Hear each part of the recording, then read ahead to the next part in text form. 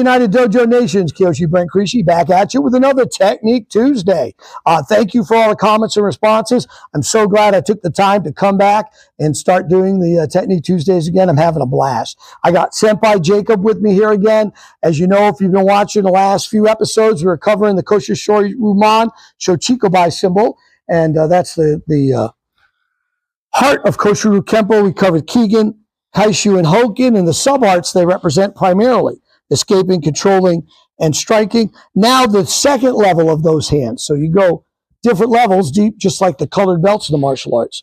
The second level of KIGAN is bone-breaking art. So it's representing the edge. You see the shutos in there. So bone-breaking arts are just that. They're not nice, but they're effective. If I can disable a collarbone, I can shut down an arm. So we're going to work, again, disclaimer. He's going to be throwing full power, full speed punches at my face. If you want to do that to start with, you're welcome to. Let me know how it works out. I do it because I've been doing this for a long time, and I want to make sure people believe and know it works for real. But when I'm learning something new, I can guarantee you when I'm at the martial arts symposium or the martial arts gathering, and I'm learning something new, I don't start out at full speed and power. I start out like you should, slow and steady. But for demonstration purposes, he's coming in. Now, remember what I said. They're always going to include the early. They're always going to escape. You're always going to control. Okay, you're always going to strike in that order. So when he punches, I am still going to control. In this case, I'm going to use a inside. Outside is good to learn, but if I can go to inside, I can create an opportunity. So I'm escaping, controlling, and I'm going to counter with a bone strike. So again,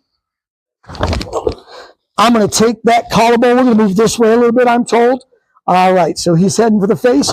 Control, and then drop the weight. I'm separating it in real time. You do it all together. You hit that collarbone, 12 pounds of pressure, you'll snap it.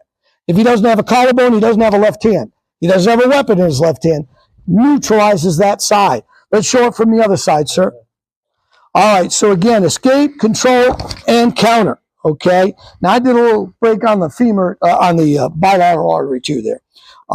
So that's just one example. You can do it to the joints as well. So if I was to escape to the outside and control, I'd hit that elbow.